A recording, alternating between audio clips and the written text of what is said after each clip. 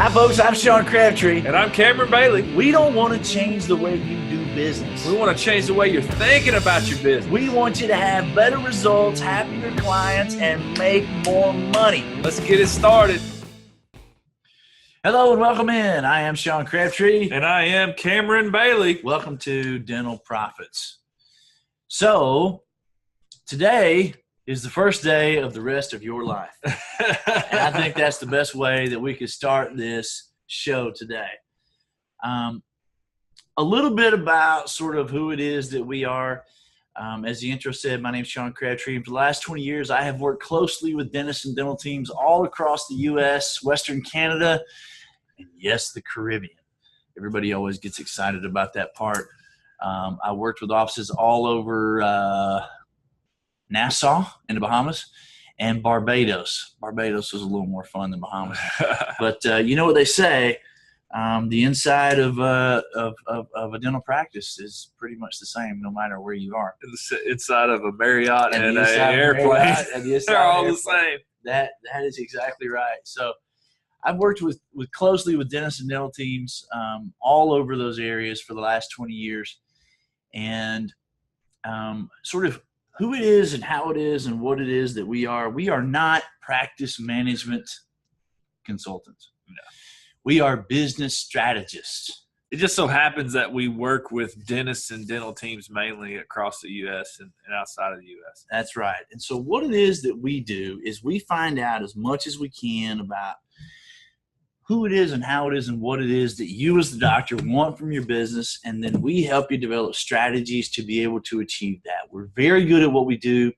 On average, our offices across the board will hit about a 48% increase. A lot of times they'll do that within the first 12 months of joining our programs, and a lot of times they'll do that and work in fewer days. 48% increase in collections. 48% increase in the money. Right. That's what we're talking about. Right. And the show is called Dental Profits because we not only want to help you increase your profits, but we want you to have what you want. We want to give you prophecies that you guys can implement in your business that are going to get you what you want and get you to where you want to go. Exactly. And that leads us to a little bit about sort of, well, you want to tell them who you are first? Sure. I'm Cameron Bailey. Sean and I have been business partners for almost a decade now, and I've been working with dental teams for almost a decade. My background is in sales and marketing and entrepreneurship and business principles that are a lot of times overlooked in the dental practice or in the healthcare industry. You know, I think in the healthcare industry, we kind of think that because we're very good clinically at what we do, that we're going to be successful. And a lot of times we take our focus off of the business strategies that have to be in place to create that success because we're so focused working clinically. That's what I noticed. I mean, I noticed that your wife calls you Dr. Rico. Dr. Rico Love. I love you, baby. Dr. Rico Love. I don't think we're supposed to go there, man. So what it is that we believe is the Crabtree credo is this. It's tough to get past Dr. Rico Love, I gotta be honest with you. So the Crabtree credo is this. You must get control of the things that are within your ability to control, or the things beyond your control will ultimately control you. That's what we believe. That's what all of us at our team believes. There's a caveat to that. The caveat is this. Successful people understand that everything they desire is somehow, some way within their ability to control. So, you know, whether you read, like anything by Covey's or, Gerber, Miller, or any of those guys, I mean, any of those guys who are into management, they will probably tell you the same thing if you haven't read it in the books already. I think Jim Rohn probably said it best. You know, you are not where you are in your business because of what's going on externally in terms of the economy or all of those things that you can't control. They would say that, and I believe this, and we believe this, that when those things outside your control happen, things with the economy or, fill in the blank, regulations in terms of whatever it is, socioeconomic, All of those things are beyond your ability to control. Your business is not there because of that. Those things expose the things that you've already not controlled up to that point. So that is our basis. That's our belief. And we operate from that across the board. The other thing that I would throw out at you is, you can talk anytime here. Well, no, I mean, I'm just riding along with what you're saying. The other thing I would throw out there is that, if you're going to be as successful as you can be, Cameron says this all the time, this is America. I mean, we can have whatever it is that we want. Now, there are very few countries on earth that you get to have everything that it is that you want. But in America, we can have whatever it is that we want. We want you to look at your practice simply and foremost as a vehicle to get you where it is that you want to go. And so that's kind of the theme for this first podcast. The step one for all of this is you got to start, as Covey says, with the end in mind. You got to start with the end first. Look at your practice as a vehicle and figure out, where is it that you want to go? Now, we can develop strategies and systems and structures to be able to get you there. But step one, you got to figure out, as the doctor, as the owner of the business, and maybe you're not the doctor as the owner of the business, but as the owner of the business, you got to figure out, where is it that I want to be? I mean, ask yourself some questions. How much money you want to make? How much money you want to make? I mean, that's a question you have to ask. How much money do you want to make in the next 12 months? How much money do you want to make in the next 24 months, 48 months? How long do you want How long do you want to be in dentistry? How long do you want to be in dentistry? What's your exit strategy for dentistry? How do you want to get out? What age do you want to be when you get out? If you're just now starting out in practice, how long do you want to practice? If you've been practicing for, 30 years, how much longer do you want to practice? Or 5. Or are you or 2? Yeah. Are you how much longer? How much longer? How are you going to get out, and what steps need to be put in place? If I've been practicing a long time and I'm still not where I want to be with my retirement plan, or I'm still not where I want to be financially, okay, great. What if I begin with the end in mind? How am I going to get there? Right? How long is that going to take for me to get there? How many days do you want to work? Yeah, and one more thing to mention real quick about what Sean was talking about. You first have to believe that everything that I desire is within my ability to control. Somehow. Right? Somehow. I may not know the way yet. But if you don't have that belief, then laying out the vision and the direction of where you're trying to go is not going to allow you to think big enough. Right? Because you'll try to lay out, I want to do, only want to do what I think I can accomplish. Right. Or I want to make a little bit more money than I'm making now. I want to make, so many times you say, well, how much money do you want to make? I want to make more. Well, how much is more? But you don't see the possibilities of going from a $700,000 practice to a $1.8 million practice, or from a $1.5 million practice to a $3 million single doctor practice. We see that because we work with clients that do that on a regular basis, and we know what the possibilities could be. So you have to allow yourself to think bigger. Everything you desire is within your ability to control if you believe that you can control it. Right. I mean, we have practices that, just for as an example, I mean, we have practices that come to us for all sorts of different reasons. Sometimes it's because they want to make more money. Mm-hmm. Or they want to be more productive. We have a practice that we've been working with for many, many years. He came to us years ago. He was doing, this is probably close to 15 years ago. He was doing $1.5 million single doctor practice in a depressed sort of socioeconomic area. His goal was not to make more money. His goal was, how do you say that? His team was, to put it lightly, was not on the same page, and they were not. He wanted to get rid of the dysfunction of his team. He wanted wanted his team to be on the same page, moving in the same direction. Not that we got rid of anybody, but his goal was, these guys are not working together. Get rid of the drama. We're not on the same page. He wasn't having a good time. People on the team were not having a good time, and so he wanted to create from a group of people, a team. Now, the interesting thing is what happened over the next 14 months was they grew nearly $1 million. That wasn't the goal, but was the outcome that was achieved when everybody is working on the same page. Now, we have other guys who come with us for all kinds. Some guys want to work less. Yeah. We had a client that we've been working with for a long time. And I'll never forget the first night we met him.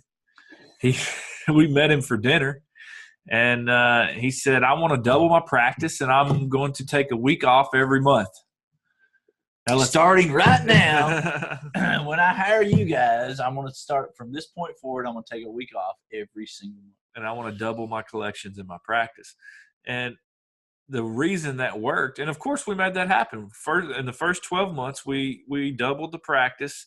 Almost doubled the practice. From 800 to about 1.5. Yeah, almost doubled the practice. But he started taking a week off every month. So he was only working – the doctor was only in the practice 3 weeks a month, 4 days a week. 12 days. 12 days total. Right. So a lot of you guys out there, when I tell that story, a lot of people think, well, gosh, that's not possible. How do you do that? That's what you're thinking. That's not possible. How do you do that?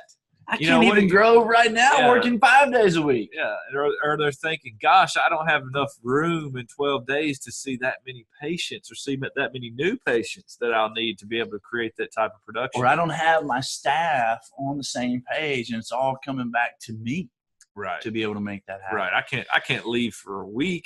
Are you kidding me? This place would fall apart.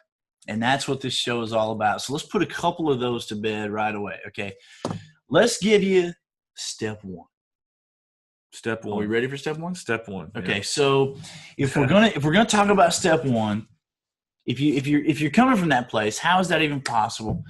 Growing $1 million in 12 to 14 months, or working only 12 days a week, or whatever the scenario is. Maybe you don't have either one of those as a goal. Maybe you've got a different goal that we're not talking about. The point is that it's possible. And the first thing we've talked about is where you have to operate from. You must get control of the things that are within your ability to control, or the things beyond your control will control you.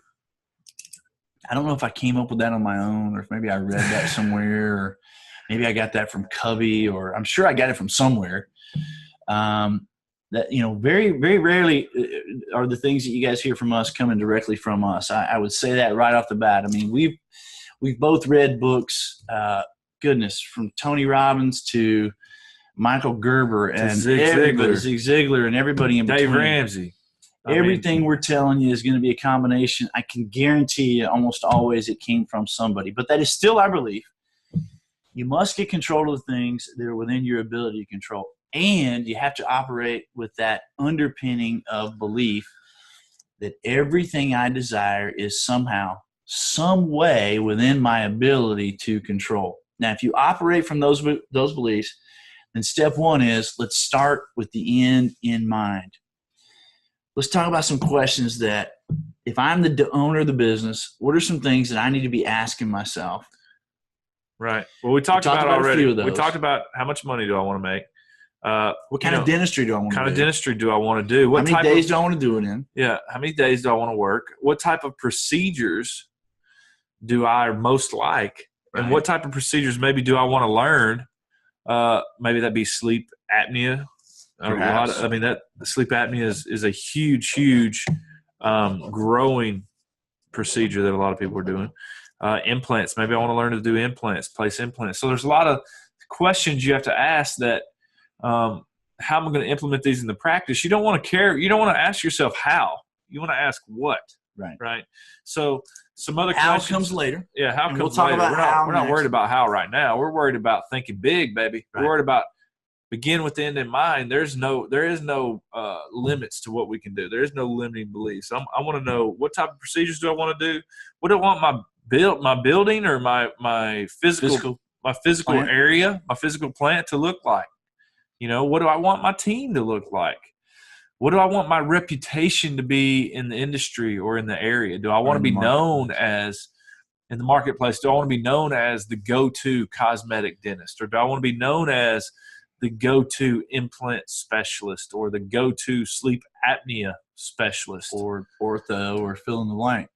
Another one is, what do I want my patients to look like? Now, you know, to be able to figure out what I want my patients to look like, I need to know what kind of dentistry I most want to do, because my patients are going to look different, right, depending on what it is that I want to do. And my patient base from an age standpoint, you know, if I'm wanting to do a lot of implant supported overdentures or implant supported dentures, then my age base that I'm going to be going for would be that I'm going to be marketing to. It might be a little bit, be a lot different than an ortho situation. So those types of questions, you gotta get a direction. If you're out there and you're working in your dental practice and you come in every day and you're just working and you're just putting your head down and doing the work, which a lot of you guys are, take the time to step away and figure out who is it and what is it that you want to be for this practice. What we're really talking about is begin to create a purpose. Now we got to take that to the next step, because if I'm clear, you know, I mean, this is America. And so if I want to do the cake first, I mean, I can do that. It's totally up to me. This is my business. What do you mean do the cake? What do you mean do the cake first? I can eat the cake first before I eat I can eat the dessert. That must be an older person's term. I don't know anything about man. that. I think I got that from Les Brown. Les Brown, man. He says life is short. Eat the dessert. Oh, there you go. I like Les Brown. Yeah, I like Les Brown. Shout out to Les Brown. So I mean, in America, we can have whatever it is that we want, but you have to figure out what it is that you want. And like Cameron said, you don't ask how. That comes later. Right now, it's what is it that I want, because we're beginning to create a purpose. Thinking big. Second thing you got to do is, okay, what is it that I am trying to serve? Now, those things may not seem like they go together, but it all goes in terms of supporting the purpose where you're trying to go. First, you want to figure out what is it that you want, how much money, what I want my patients to look like, my team to look like, all those sorts of things. But secondly, what is it ultimately that I'm trying to serve? Now, you know, as I said before, I mean, I've been doing this for 20 years, and I've asked this question in front of large groups, you know, state associations. I mean, I've spoken at the Yankee. How many presentations? How many presentations have you done in 20 years? Well, I'm a young man. Yeah, I can tell. Is what you're trying to say. If you're trying to point at my age, I'm a young guy, but my accomplishments are larger than my years. Ah, I hear you. I don't know how many hundreds and hundreds. I've never actually counted it up, but you know, I've spoken at, you know, rooms as large as 3,000 and as small as 5 or so. And I've asked this question a bunch. I mean, what is it that you're trying to serve? And again, it's about a purpose. What are the things that you are trying to serve? And what Cameron and I have come up with is, at the end of the day, you may be different, but our belief is that you're really trying to serve 4 things, right? There's 4 big things, which obviously your patients. Obviously. And I would say that most of you guys out there that are listening to this or watching this, you probably think that you're serving your patients right now, right? That's probably your number one focus, is I got to serve my patients. But if you stop there, then you're going to be in trouble with your business, right? If the patient is the only thing that I'm trying to serve, then I'm going to run into business challenges around me, right? So another thing that you would add to that list would be, number one, I want to serve not only my patient, but I want to serve my vision. I want to serve the direction that I have laid out for my business. I want to serve the direction that I'm trying to achieve personally, right? And I want to serve my vision overall. And that being said, I also want to serve my team. I want to serve the people that I'm in battle with every single day. I want to serve the people that I've hired to be partnered in my business. I want to make sure that everything we're doing is not only benefiting the patient, but it's benefiting our vision, our direction, and it's benefiting our team, the people that are with us. And there's one more big one. Big one. Forgot about that big one. Because if we're going to make decisions, then part of our criteria, go and say it. You got to serve the money. You got to serve the bottom line profitability. And I know I've seen attitudes change over the last 20 years in a lot of areas. And I know that in healthcare, Cameron and I talk about this a lot. People in healthcare are some of the most giving, caring people out there. But you know what? If you are not making decisions that also serve your bottom line profit, you are going to be in a mess.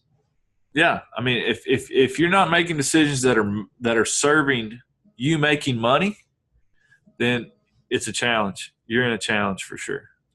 So figure out what the criteria is that you're trying to serve. And the main purpose for that is if you're not clear on the things that you're trying to serve, then what we found is that you end up making decisions based on circumstance or the people that are involved. What feels comfortable. Or the patients or how you feel in that moment. Mm-hmm. Or whether or not you got into a tiff with your spouse or whatever those things. And whether or not you think the patient can afford it, that's a big one. That's right. That's right. And so you got to figure out what are the things that you're trying to serve.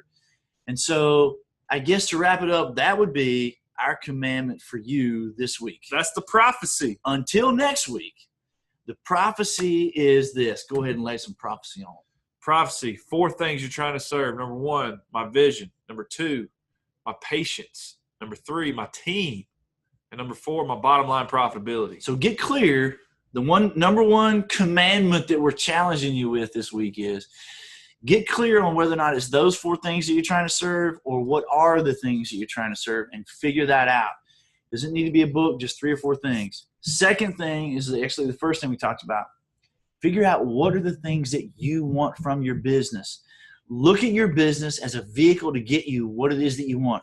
Now, like Cameron said, don't talk about how yet. We'll talk about that later. Right now, what is it that you want? How much money do you want to make? And all of those questions that we learned that we tangible things. Don't just write down I want to make more money. How much more money? If I say I want to make more money, that's not tangible. It needs to be tangible. I want a dollar amount. I want to do $1.8 million in my business total revenue in the next 12 months.